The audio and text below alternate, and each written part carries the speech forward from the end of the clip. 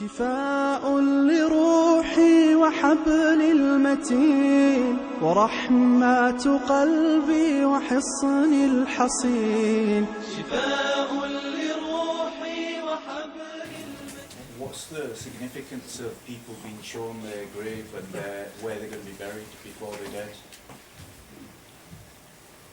Allah Ta'ala alam.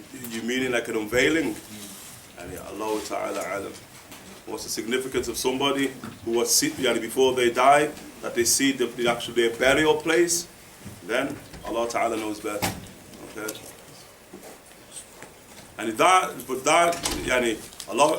Ta'ala alam, that we have to sort of sometimes question those type of experiences, because that in particular, I'm speaking of that type of experience. Why? Because it's extremely high and lofty if it holds to be the actual place where the person will die and be buried. Why? Because only Allah subhanahu wa ta'ala is from the five knowledges, supreme knowledges of the ghaib. The exact place where the person will die. Allah Ta'ala, like in Surah Al-Luqman and others. Araftum, that's supreme unseen knowledge. That as a rule, Allah Ta'ala la yudhir. Allah Ta'ala doesn't manifest that illa man irtada, except for those who's pleased from amongst the messengers. That's like a really sort of supreme catch. For somebody to actually see the exact place where they're going to die. Araftum. So if somebody has that type of experience where they're seeing the land they're going to die, they shouldn't necessarily hold on to that as a true experience. Okay? But it can have another type of meaning. Does the soul have a gender? And we often hear the saying, you will be with the one whom you love. What about women wanting to be with the Prophet ﷺ? The soul has what? The soul has quote unquote gender. Al-Dabbagh rahmatullah ta'ala alayh, he said that Allah subhanahu wa ta'ala created the spirit of man spherical. So the human spirit is spherical. And then he said Allah subhanahu wa ta'ala cracked the spirit. Okay? And when he cracked the spirit, one half is male, the other half is female. That's what it literally means in our tradition, your soulmate. And life is about finding your other cracked up half. That's what life is about. Use an example. We didn't say lower realm is malleable. We said the spirit is malleable. Malleable means it's not fixed. It's not hard. And it, like quote unquote, like spiritual plasticine. Like you can reform it into different shapes. That's the nature of the human spirit. All spirit that Allah subhanahu wa ta'ala made.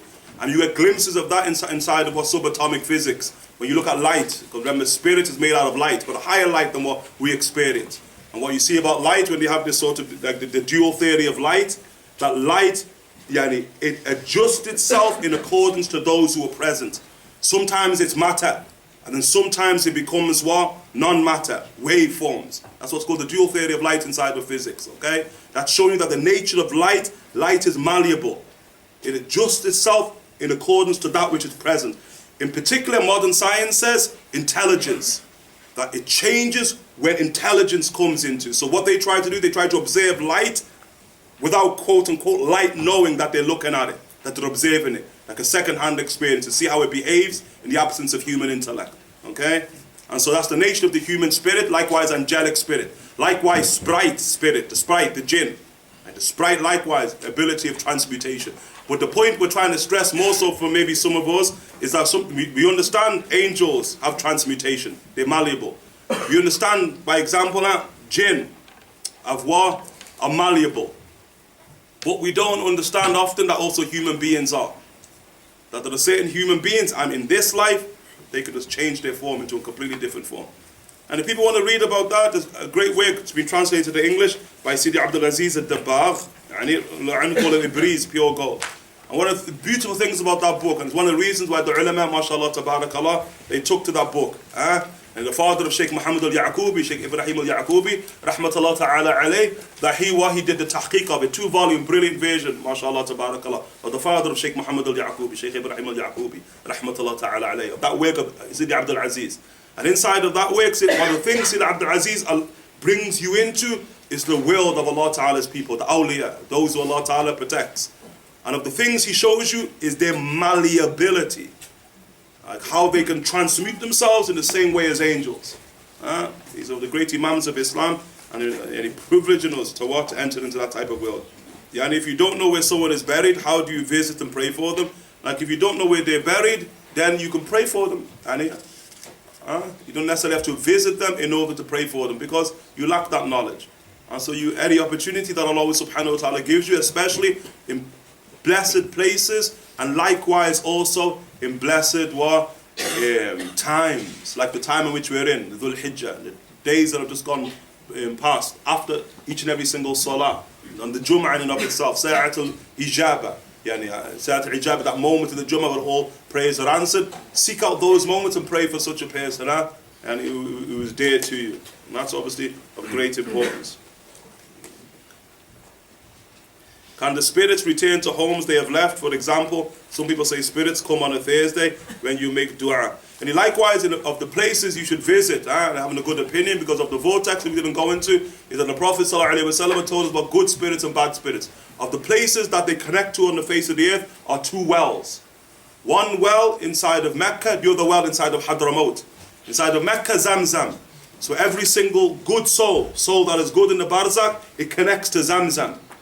And that's why anyone goes to the Haram of Mecca, then khalas. At Zamzam is a good place to visit good souls, having a good opinion that the one who's gone before is good. And remember the Prophet ﷺ in a beautiful tradition shows us the great gifts Allah Ta'ala has given us. SubhanAllah, the Ummah is, mashallah, the Ummah of the Prophet ﷺ. That the Sahaba anhum wardahum, they see deceased upon a bier, in a coffin, bier, like a stretcher. And he's being carried through Medina to Munawwara. And then they were speaking good about the person. MashaAllah, good about the person, good opinion of him. And then the Prophet ﷺ, he says, wajabat. It's incumbent, wajabat.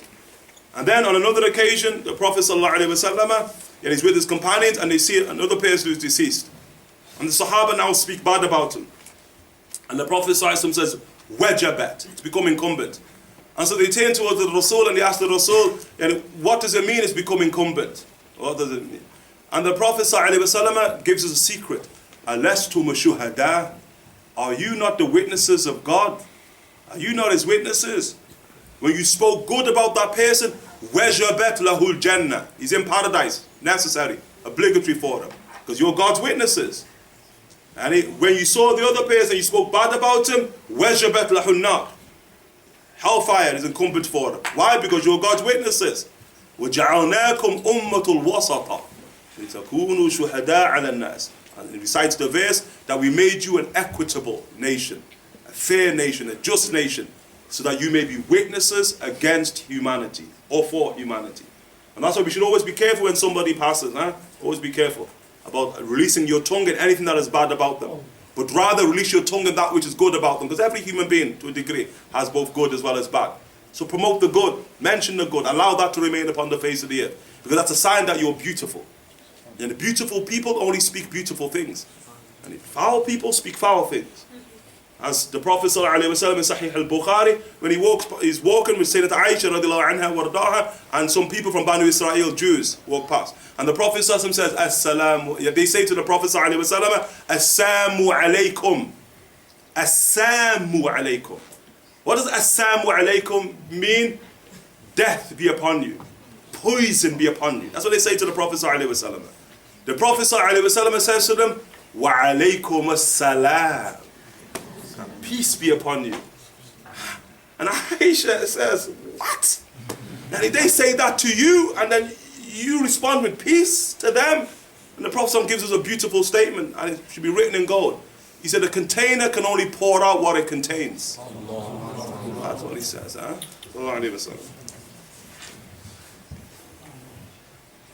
Can the spirits return to homes they have left? For example, some people say spirits come on a Thursday when you make dua khatam. Naam, they're greater spirits. Taban, they're released inside of the barzakh. Greater spirits, they roam. They can roam the entire universe. Araftum. But think about it. And you're a good spirit. Where you want to be at home? Where you want to be khalas, somewhere else at the Kaaba. And think about it. Where you going to be? Well, alhamdulillah. Spirits can come. Ibn Qayyim brings it, and Sahaba radiallahu anhu in spirit form tradition, Sahaba coming back, the Sahaba who had died, and they hadn't detailed where their inheritance was, where their wealth was. And so in spirit form that they come back, and then they tell, go to such and such a place, you'll find all my wealth buried, take that money and distribute it amongst my heirs. And then, what was that? They go to the place, dig up, there's the wealth. And they distribute amongst the heirs. And traditions. And that's higher souls, yani. But it's higher souls. Note, it's not normal. It's rarefied. That's really, really high souls. They call mutlaqa, itlaq. They've been completely liberated inside of the barzakh. They're the people of the highest realm of the Iliyin.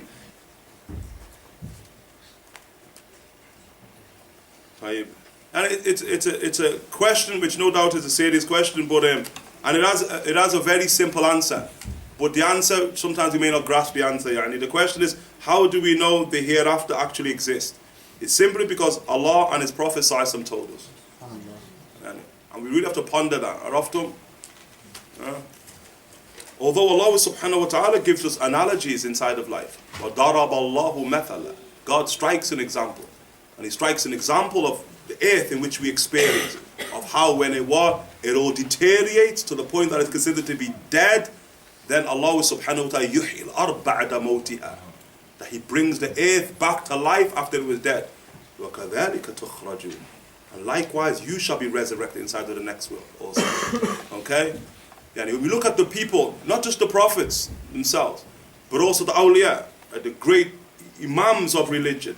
And we don't just mean in the manifestation of the Rasul, but every single tradition that has gone before. Those people, let's look at their character. Exemplary in character in terms of what we call good people and truthful people. And every one of them have agreed upon this point. We got the point. Nobody has told you that the actual the next world does not exist. Nobody. They've all told you it exists. Every single good person that the world has ever known. Every single prophet, every single saint, every single one of them have told us about the next world. And if we don't believe them, then who then are we believing? Araft. And then it's a shock, next world. When you disbelieve, and then you wake up, and then, as the Prophet ﷺ said, النَّاسُ النِّيَامِ. Human beings are asleep, وَإِذَا مَاتُوا انْتَبَهُوا. But when they die, now they wake up. Now they realize the truth of the prophets themselves, what the prophets spoke about. And nobody spoke about the next world like our prophet. Yani, graphic description of the next world. Graphic description of the barzakh. Graphic description of what resurrection. Graphic description of paradise. Graphic description of hell. Nobody spoke like him. If you gathered the words, collective words of every human being who spoke about the next world, it's just a drop in the ocean of what the Prophet said. And we are fortunate. Yani we should be, when we go to the next world, yeah, they expected that, okay. Munkar and Nakir, you're a bit late. Hey, no, you're on time. We should expect it all because He's told us in graphic detail, sallallahu alayhi wa sallam. That's the believer, confidence as he goes into the next world. Look at Umar ibn al-Khattab. He said, Umar ibn al-Khattab, Ya Rasulullah, about Munkar and Nakir. Alana uquluna yawma idhin. That spiritual right, intellects are there right. The Prophet says, yes, yeah, that's the case. He said that I'm good. I'm confident about what's going to take place in the next world. That's Umar ibn al-Khattab radiallahu anhu. There's a riwayah with Umar ibn al-Khattab when they come, in the dream, and Kash ibn Abi Dunya brings it, when they come, that Munkar and Nakir, they say to Umar ibn al-Khattab, first question, Man Rabbuka? Who's your Lord? Umar ibn al-Khattab said, Man Rabbukuma? Who's your Lord? You ain't questioning no one, I'm questioning you. That's how it's going down today. I mean, what is that? And who is Umar ibn al-Khattab? Subhanallah. And I hear the Sea of Galilee in Israel is drying up. Has that anything to do with Gog and Magog? It's not to do with Gog and Magog, but it's to do with the Antichrist. It's to do with the manifestation of the Antichrist, not Gog and Magog.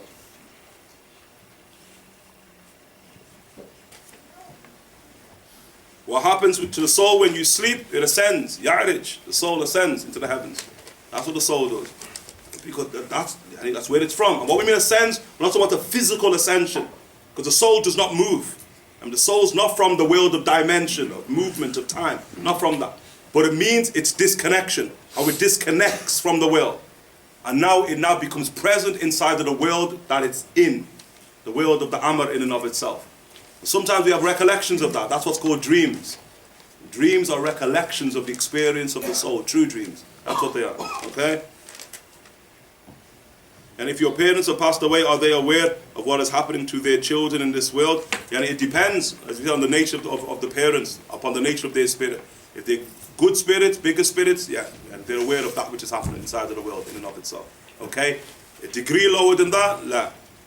They can still be good, but they're going to have to ask new spirits that come into the barzakh, what's happening to so-and-so, okay?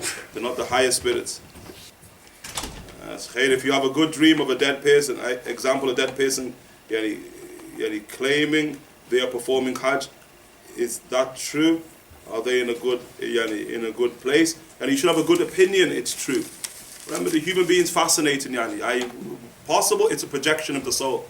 It's possible that this is your projection. Okay, like you'd use in English, that you're just dreaming, like it's not real. It's just a projection of the soul. Okay, that's one. But also the good opinion that it's not a projection of the soul. It's being projected into the soul. It's the experience of the soul in and of itself that it holds to be true.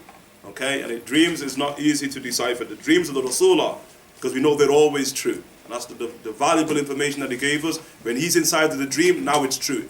It's a valid and a true experience of the soul in and of itself. Okay, other than that, then you need somebody who is really skilled in dream interpretation. Women visit graveyards to have their destiny flips. If not what they do, yes, they can. And what is it that bars women? And Aisha was right there in the graveyard of the Messenger of Allah sallallahu alaihi wasallam. That saved that a woman, that the only thing that the ulama say is that she has to obviously be careful inside of the graveyard, just to hold the proper etiquettes inside of the graveyard. That's the concern of Sharia. Other than that, if she can hold herself, then it's all good. It's all good. And look at the Rasul sallallahu alaihi wasallam as an example, though it's not visiting graves, but it's going to a dead body. On the actual mutilation of Sayyidina Hamza, radiallahu ta'ala anhu warda, the Prophet sallallahu says to whom? To Sayyidina Abdullah, to Sayyidina Zubayr ibn Awam, the son of Safiya. The Prophet sallallahu shouts to Sayyidina Zubayr ibn Awam, it's at the Battle of Uhud, the woman.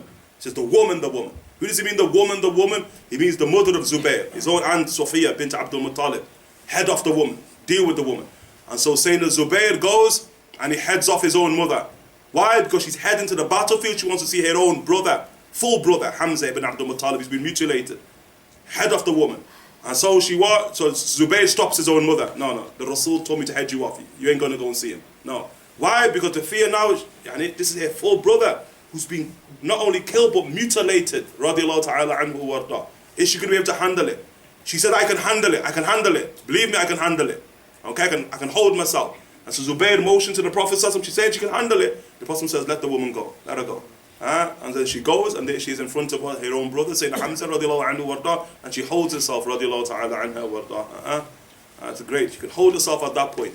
Look at another point of the great woman. When she comes to the Prophet, Sayyidina Safiya, and she says to the Prophet, asks him a question. Ya Rasul, O Messenger of Allah, do old people enter paradise? Same woman, Safiya. And the Prophet ﷺ says, no. So she does. Now she can't hold it. She's crying as she walks away, crying, so the Prophet can't even approach her. And then the Prophet ﷺ says, the woman, don't catch the woman, and tell her that people don't enter paradise as old people. And he's being light with her. And then he recites the verse of Surah Al-Waqi'ah, Inna ansha'nahunna insha'a, that we created them, women, as a brand new creation. عُرُبًا أَبْكَارًا عُرُبًا أَتْرَابًا. أَبْكَارًا عُرُبًا أَتْرَابًا. Okay, the word atrab, even age, the age of Jesus, the son of Mary alayhi salam, when he ascended to the heavens, 33, 34 years of age. That's how people entered into paradise. Just go and tell the woman, but look how she couldn't hold herself as it relates to the next world. But she could hold herself as it related to this world, and the mutilation and death of her own brother. Radiallahu ta'ala anha wa radiallahu ta'ala anhu. Is it necessary to go to visit the grave, or is it sufficient to make dua for the deceased? If you don't visit, you shall not be visited. Take that as a rule. Kayfa ma tudin tudan. The Prophet ﷺ says, as you treat others, you shall likewise be treated. That's in the hadith in Tirmidhi.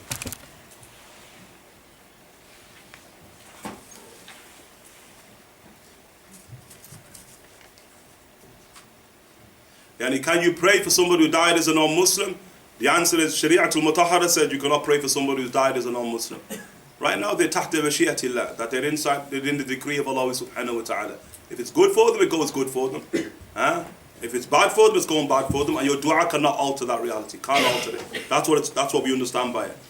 لا يرد القضاء إلا دعاء. Nothing can repeal destiny except dua, the Prophet ﷺ says.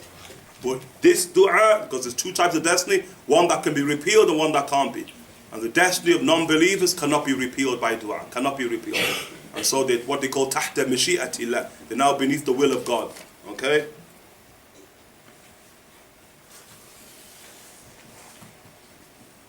Yeah, that's a deeper question about, the question relates to the issue of destiny. If you're defining whether you will do a good or a bad life, I think the question is saying if your life is going to be bad, if you're going to have a bad life, and that is written 120 days after conception, how can sin be our fault? Okay? Yeah, here, like, what's being written upon you is what you are going to do. It's knowledge. Okay? That knowledge, as they say inside of theology, that knowledge does not exact effect upon reality. Knowledge. You get the point? And knowledge doesn't, because you know something, it doesn't make something happen. They're just two completely separate phenomena. So the fact that knowledge of who you're going to be is upon your forehead, then that's not affecting who you're going to be. They're two separate things. Remember, Allah Ta'ala knows everything, and Allah Ta'ala sends the angel describes who you're going to be. It's knowledge of Allah Ta'ala. But that knowledge is not forcing you to be who you are. That's sort of key there in that question. But it's a more deeper question, which is theological than you have. Can you have an abortion before the 120-day period? Well, that's the whole point. If it's not full life, and then the ulama are going to speak about the issue of abortion, which is the general principle. The ulama are going to allow it before the 120-day period, although some are still not going to allow it. Like Al-Ghazali doesn't allow it, because he said even though it's not human, but it's being prepared for life, so it's still sacred. That's the position of Al-Ghazali. But there's other ulama, Shafi'i fuqaha, Hanafi fuqaha, and others who will permit abortion before the period, what's called nafkh al-ruh, before the actual spirit descends. Something's going on Thursday evenings here, in these questions, Souls visiting the homes on Thursday evening.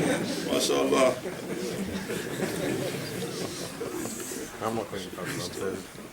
And if you have nobody who's buried here, should you still visit a graveyard? Yes. Okay? And it's all good in a graveyard. And one of the Salihin, rahimahullah ta'ala, and our teacher, Marabat al-Hajj, our teacher Marabat al-Hajj, that they're Bedouins, who used to travel, previously used to travel the Sahara, seasonally, depending upon water and rain and what have you. And whenever they would alight inside of a new part of the desert, the first thing he'd go and ask the Bedouins in that part of the desert is, where do you bury your dead? And then when he found out where they'd bury the dead, he would just disappear. And people would be asking, where's Marabat al-Hajj? Where is he? And then they'd find him always inside of the graveyard. And then he'd ask him, why is it that you're always inside the graveyard? He said, I prefer the company of the dead than the company of the living. Their company. That's Darul Qawmul Mu'mineen. They're an abode of believing folk. One of the Salihin, rahimahullah ta'ala, he used to sit at the outskirts of the city. And then this man, in the tradition, it means that he comes into town. And he's new in town, right? He says, so where's it all happening inside of this town? And this righteous man says, right in there. Go through those gates, right through there. And he goes, in there? He says, in there. So he goes in, comes running out. He goes like it's a graveyard. And it's all happening inside of there. And so look, Shuf, he teaches us. He says, subhanallah. He says, look at the ibrah of the Salihin. He said, I've sat upon this gateway for 40 years. And I've noticed one thing. Those that go in don't come out. It's got to be good. Got to be a good place. The ones who go in, they never come out. MashaAllah.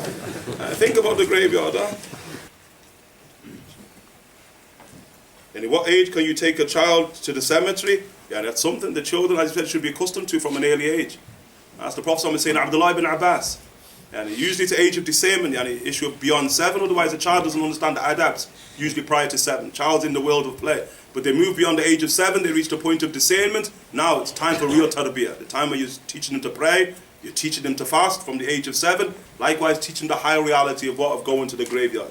As the Prophet ﷺ said, كُنْتُ نَحَيْتُكُمْ عَنْ زِيَارَةِ الْقُبُورِ in the Sahih. I used to prevent you from visiting the graveyard. That's why you didn't understand the nature of those inside of the graveyard.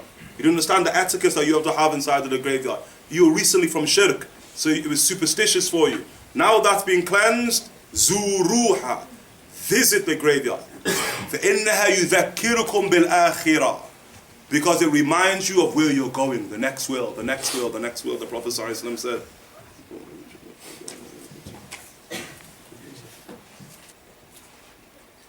Yeah, and it is a truth that if somebody dies on a Friday, they are not questioned inside of the grave. And Allah Ta'ala alam about not being questioned, but it goes good. Right? There are special times to die. Of them Fridays. That's a special day to die. Allah Ta'ala overlooks the sins of a person who dies upon a Friday. Likewise Ramadan. Yani, mashallah. Yani, blessed time to die. That's in Al-Bukhari, in Futihat Abwab al-Jannah. The gateways of paradise are cast open. Ghulliqat Abwab al-Niran. And the gateways of hell are all bolted. So, mashallah, tabarakallah. Yani, it's a good time to die. And likewise also good places. And likewise also good acts. Dying inside of sujood. Mashallah, tabarakallah. Somebody dies inside of sujood. Dying in dhikr. I mean, subhanallah, a person once told me about a specific person that they were looking at them and they were making dhikr, hakada. They had the beads, the subha, making dhikr. And they were just watching, they said they were cooking and watching them making dhikr. Watching them making dhikr, and then it just stopped. They've just gone to the next wheel. What a way to die. Right there. That's mashallah, tabarakallah. Good, inshallah, tabarakallah.